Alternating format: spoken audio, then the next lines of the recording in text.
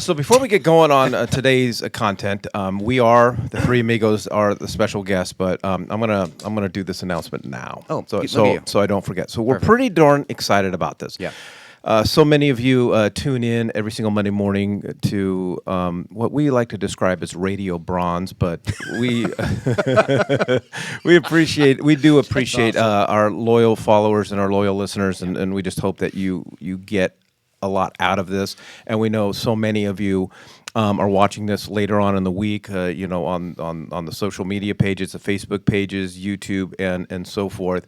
And so we have a lot of fun in here every morning. And all my years in radio, I always said the best conversations were what happened before the microphones were turned on, during commercials, some of the microphones are turned off, and they're always the best conversations. So we are opening up the studio. For live, Yes, we are. For live viewers to come and sit. We're gonna have a great coffee bar. We got some wonderful presents for you. And if you wanna sit in the studio and watch us do what we do, we want to invite you to do that. And so, if you're interested in doing that and interested in getting on the schedule and joining us on a Monday morning, all you got to do is just email us at podcast@westusa.com.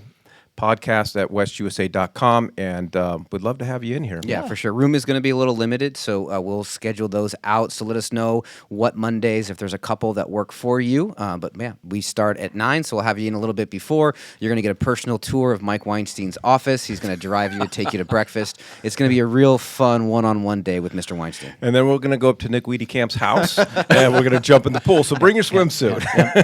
and have some of that sliced tri-tip, right? Yeah. The smoke. All right, so I want to preface this, and so we got a lot to cover, and I encourage everybody, because we're going to give you some step-by-step instructions, and so I would encourage you to grab a piece of paper and a pen, because you're going to want to take notes. We are also recording this, so you could listen to the recording after. That works too. All right. So when I left the executive vice president role and gave, I was done training Nick. We got Nick up to the point where he could handle it. Thank you. I got back into sales, everybody knows, and joined my partner Ryan Gertis to start our team. And I'd done so many years of just mastermind groups and trainings. And my frustration was it's just nobody ever listened and nobody ever did it. And that's my that's my hesitation of today. Is anyone going to actually do this? So when I left and I got back into full-time sales, I'm like, okay, I'm just going to follow my blueprint. I'm just going to follow it and see if this stuff actually works. And one of the first things that we train all of our team members on is what we call our A12 or our top 12 ambassadors. And I followed the training to everything that I'm going to present today. And the first 6 months, I'll tell you, it was a struggle. Didn't put anything in escrow. Fortunately, I had savings, and I know how hard it is to get back into sales, but I kept at this system right here. I kept at this system. And then the following 12 months, because I started from August to the end of December, closed nothing. And then the following 12 months, I was the number one producer out of this office when it came down to units. Right. And I'm not bragging. I'm not better than anyone else or whatever the case is. I just followed a system about building relationships and building a referral-based business. And this continues to be one of my number one lead gens. So we're going to jump into it, gents. So your A12, to me, is the foundation to building a referral-based business. That is the goal. Every agent wants a referral-based business. We strive to build a referral-based business, and it's the goal of every agent. But Todd, it just doesn't happen by magic. Nope. Some people they sell a home, and they hope that the referrals come back in. Yeah, no, and this is. There are national studies, so I'm a statistician. I love this. But I like it because it talks about what's called probability. What is the likelihood that I'm going to invest an hour of my time and get something back? And so anything that you're going to do, your cost is your time. And that's the most important thing. And you can't buy time back no matter how wealthy you are.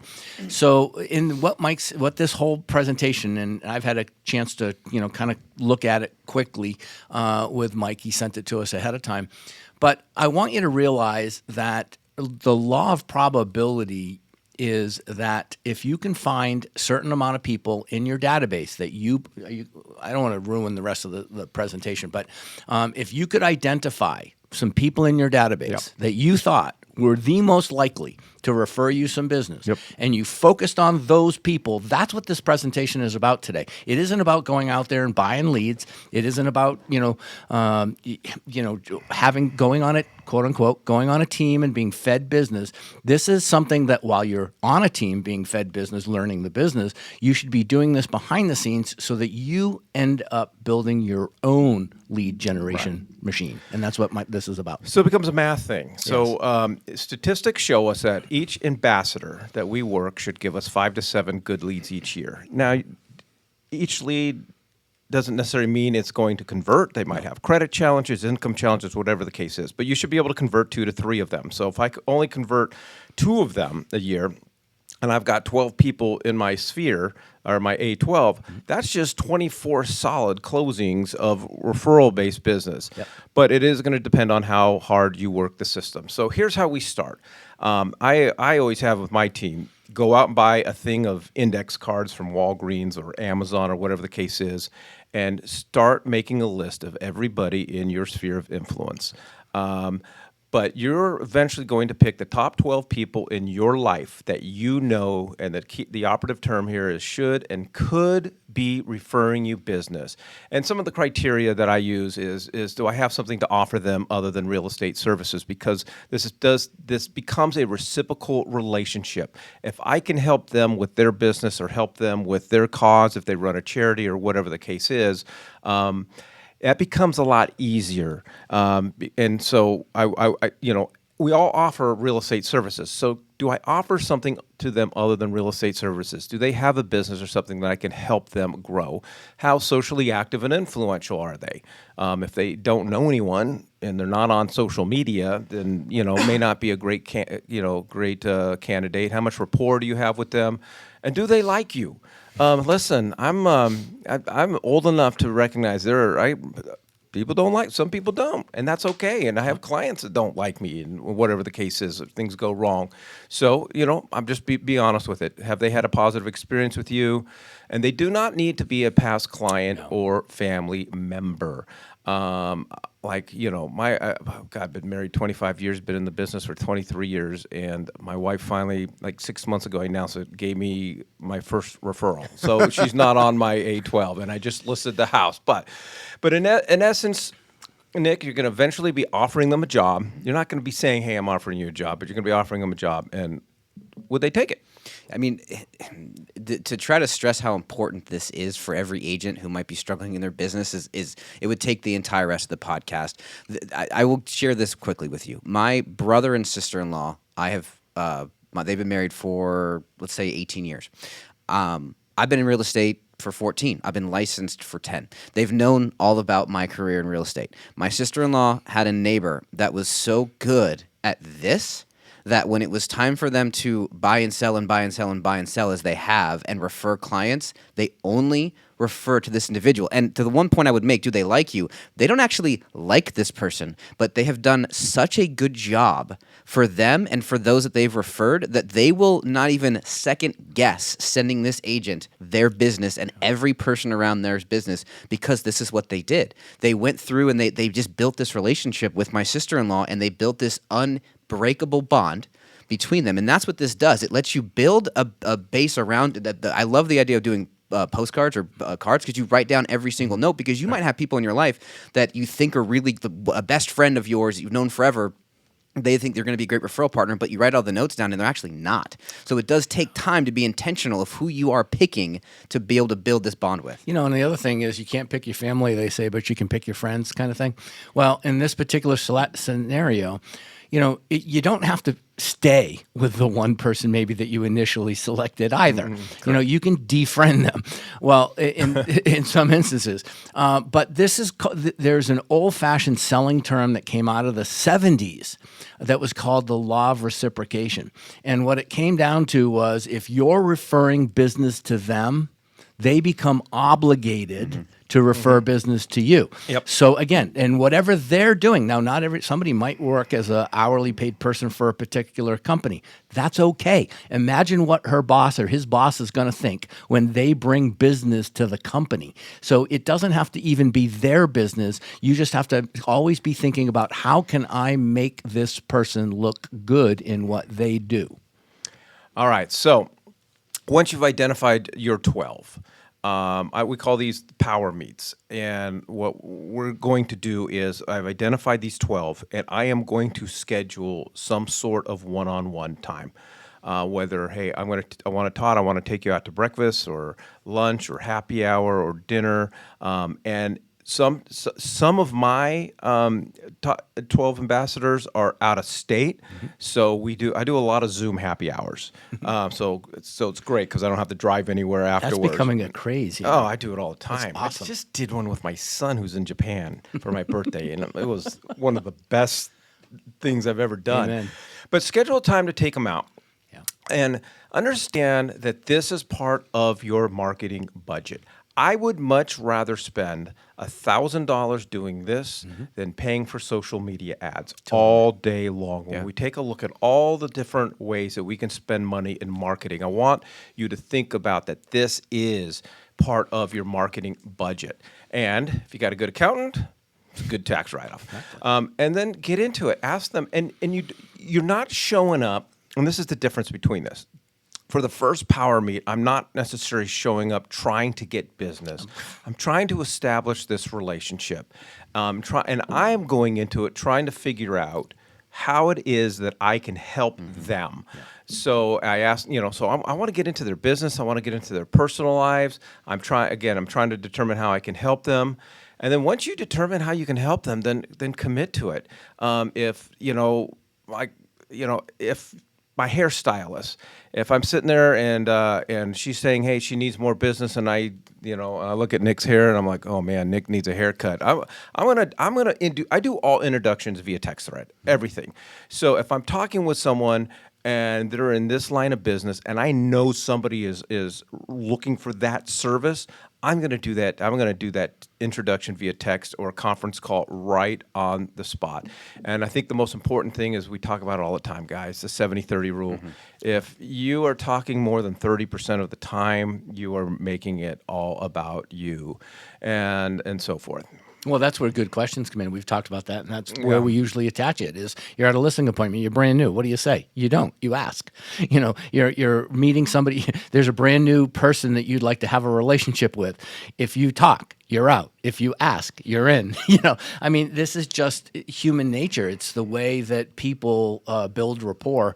Think about it. If somebody took the time, Mike, hey, I haven't talked to you in a while. What's great? Tell me about the kids. Tell me about the wife. How's your job going? Yeah, and it might only be a 5-minute conversation. It might be a 10. Who knows? But at the very, very end, you're like, you know what, Mike, this was really great. Love to have your permission to kind of remain in conversation with you a little more than we have over the past. Is that something you'd be, yeah, sure, Todd, that'd be great. Okay, great. Hey, listen, before I let you off the hook, I'm in real estate, so who do you know that might be interested? You just lost that whole thing. You just lost it all. I would say, I'm going to flip a little bit here and focus on the disc that Todd usually does. I'm reading this and looking at this. Individuals that aren't all that outgoing might think sitting a one-on-one meal and trying to have a conversation with someone that you might know a little bit, but trying to build this rapport, that's a little bit scary to them. What I would say here is a point that we've made the last couple of months and years when it comes to real estate.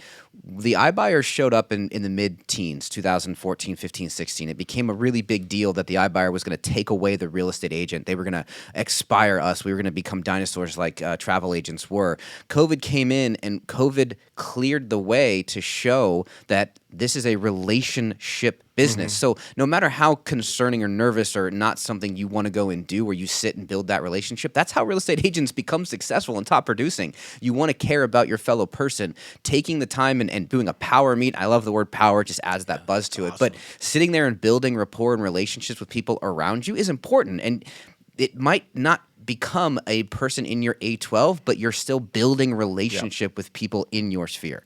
Yeah, and to your point, if you're an introvert, This system works perfect because you're not walking into this pressure of I gotta try to get business out of it. You're just walking in as a human being who cares. Sometimes when I started this, it might have been on the second or third power meet, which I didn't get really into real estate yet, and so forth, because my focus again is on them, and so. Todd's going to get really excited about it. I saw this point. I was like, oh my goodness. This is, to me, one of the greatest strategies and tactics. At some point, you've gotta bring up the topic of real estate. And most people don't feel comfortable with, and I'm one who doesn't feel comfortable with, do you know anyone looking to buy or sell? That's just not my style. Setting yourself up for And, failure. and truly. during the power meet, you've got to be prepared, because chances are they're going to reciprocate the question, ask you about your business. And that's when you've got to be ready with your proposition value and what you specifically do as a real estate agent. But I've oftentimes have used this with people where I'm trying to move the needle. They're not actively or aggressively asking me about my business or whatever the case is. So, Michael Mayers, are you the chosen one question? This question, I'm telling you, works. Yeah. All Every the time. If you had a friend or neighbor who was looking to buy or sell their home, who would you? This is so passive aggressive. I love gosh, it. I do. Who would you recommend they call? And then shut the heck up and let them speak, even if it's 5 seconds of awkward silence, because their response is going to be golden. And you're going to get responses like, oh, my wife just got her real estate license. Well, okay, so. Check, please. It's time to go. But you'll get people who go, yeah, I got somebody that, I got a friend that's an agent that I've sent people to and so forth, or I'm working with someone. We always operate under the guise that buyers are liars. If you push them a little bit, you might find that it's not necessarily true. Correct. But then anytime anybody says that they're working with someone, I'm like, okay, great. I don't get into that shutdown. Oh my God, they got an agent. Like Right. if they don't have an ER or a buyer broker agreement signed, they don't have an agent, as far as Absolutely. I'm concerned. So how do you know this agent? What do you like about them? And I forgot to take out the third bullet point because this was for our team. But No, I think this is a huge topic, but- Mike. No, truly. Go ahead. but as we go through this, Yeah. then what would it take? And I'll say this: if they say that they're working with someone, and I'll get into my proposition value and what makes me very unique. And sometimes I even say, hey, what would it take? Just give me a shot, and let me show you what I have or what I can do.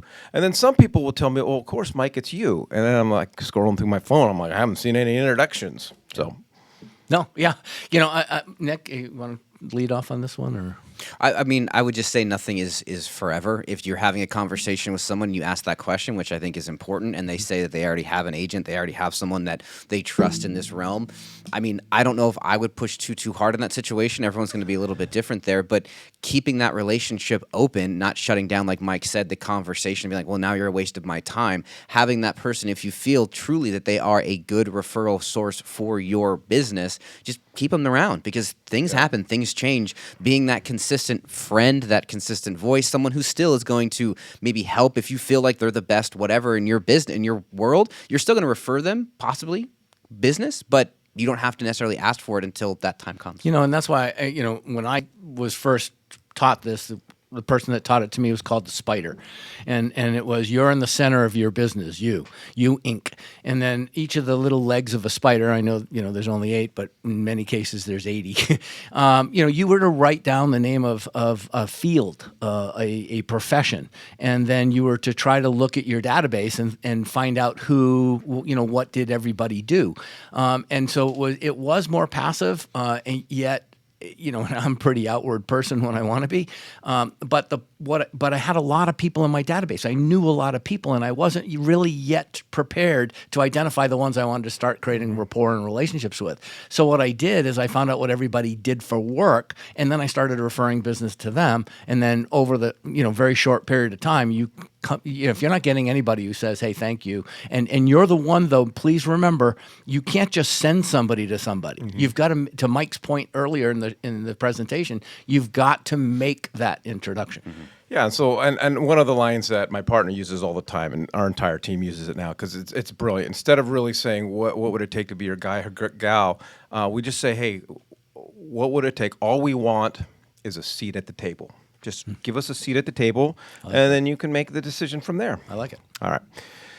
All right. Follow up then is everything. Yeah. And I mean, you are looking to bring these people on as a quasi employee, and so just because somebody says, yeah, Todd, absolutely, I'm going to send all my referrals to you, and you can't go, oh, okay, well, I got Mike Sit locked back and down wait, and sit yeah. back and wait. It's a constant, because these are, to me, your inner circle.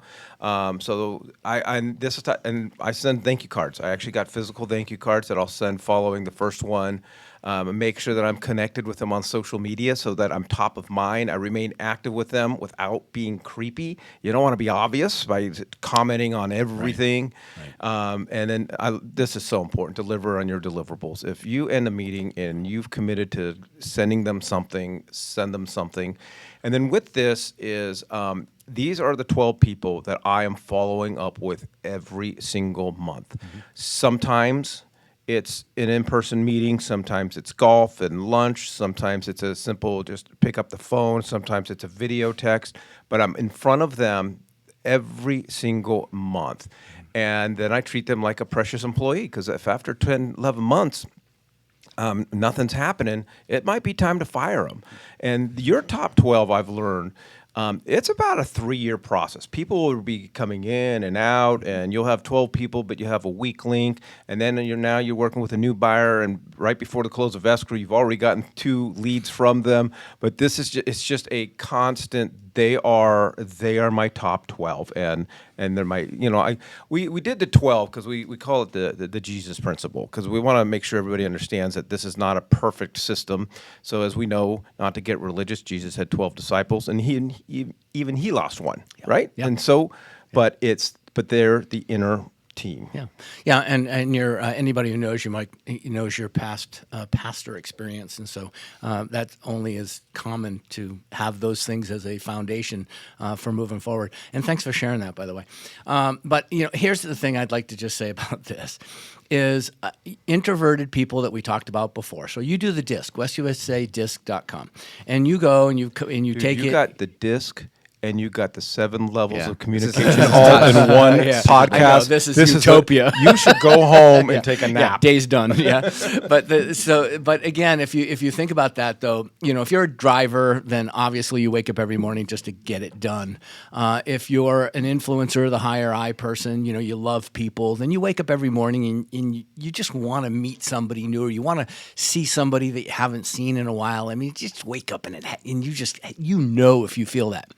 Then there's those people, which are 80% of the world, that don't feel that, and these are the people who wake up and they're I don't want to say praying, but they're basically sitting in their living room expecting business to knock on the front door, and you can't. You've got to go out. And I understand this principle. I understand it's difficult to wake up and say I'm going to go make something happen. I get that. But if like we said in that earlier part when I was excited about go tour homes, just get up off your butt and go tour homes and bring a friend with you, But this is just something where I truly believe that it will change your life, and not only financially, but all of a sudden for those that are a little bit, introverted, this will help you out. It'll offer you things to do when you didn't have anything to do on the upcoming weekends. You'll start to get invited to things. So I really think it'll help you from a number of different ways. Of course, today we're here to talk to you about real estate. All right, Nick, we're going to offend some people now.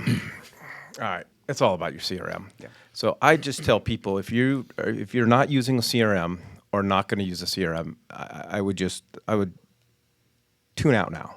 Don't even follow the system, because this system works if you are leveraging your CRM. And so, of course, everybody should get entered into your CRM, but obviously my top 12. And you have to learn how, and this is going to be hard to do it without, this normally takes a few minutes, but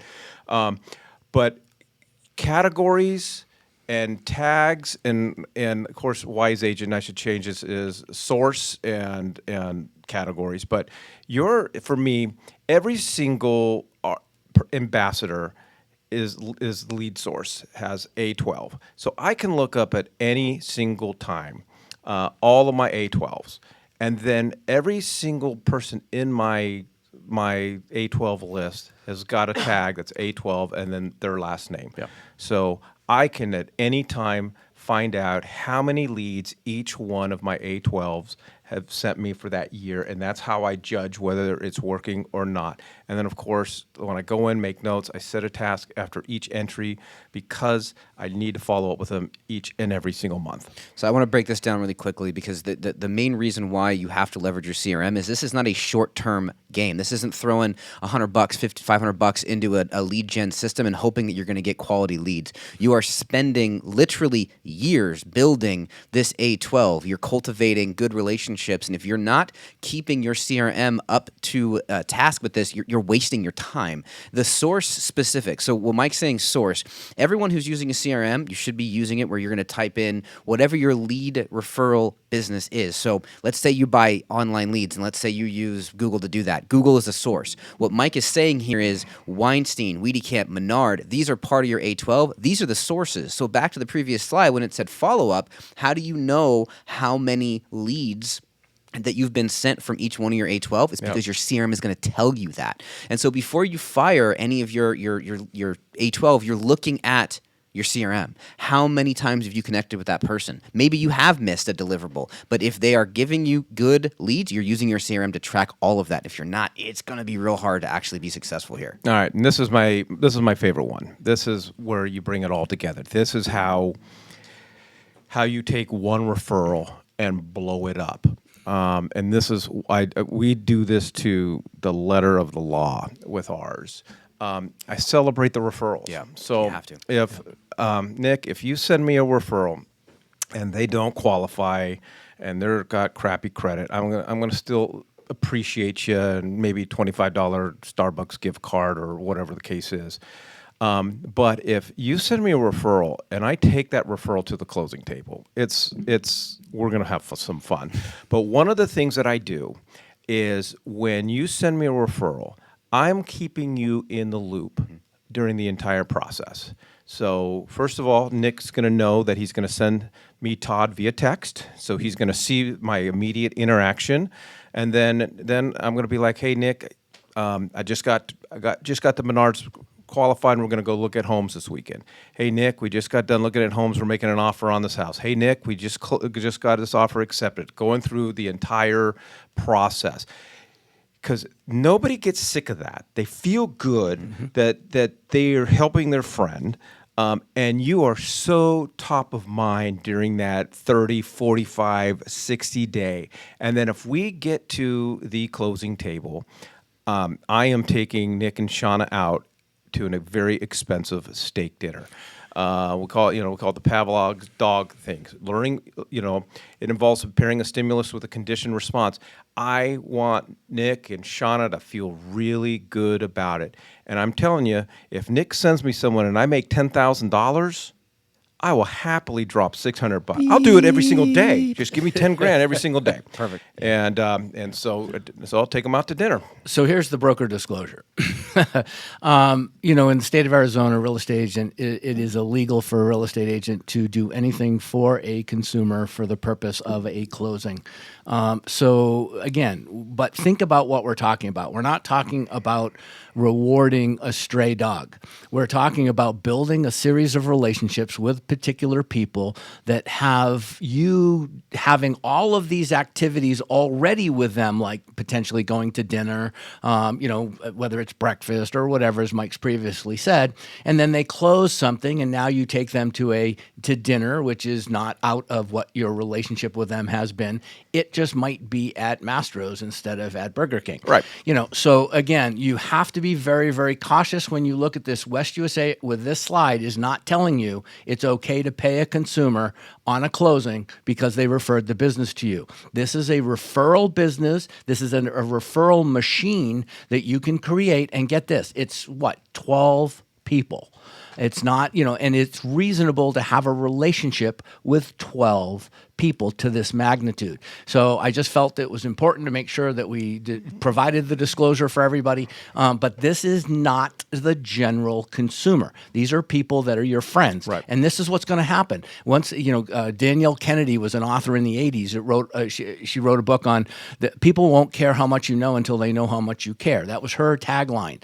But at that same point, these are the people that know how much you care. These are the people that you're impacting their business, and just in the sales law of reciprocity, they're impacting your business. All right, and I'll just end with this. I think this has the ability to change the lives of agents.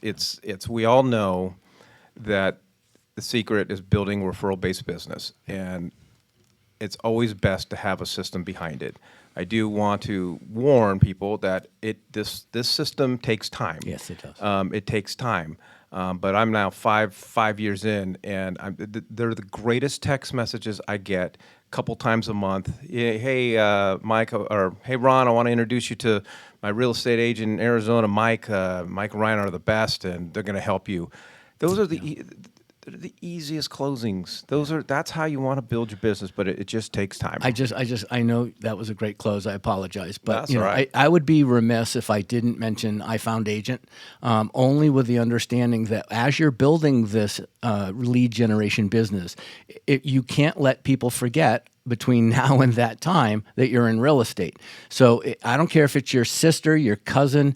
Put that person in your I Found Agent campaign. Set up a search perimeter around it so that they're constantly getting stuff that reminds them that Mike Weinstein is a real estate professional. Good point. All right, gentlemen, we'll leave you guys and everybody listening with the quote of the day. In a competitive market, your value isn't in the property you sell, but in the solutions you provide. Wow. Appreciate everybody joining us today. Go out and sell a home.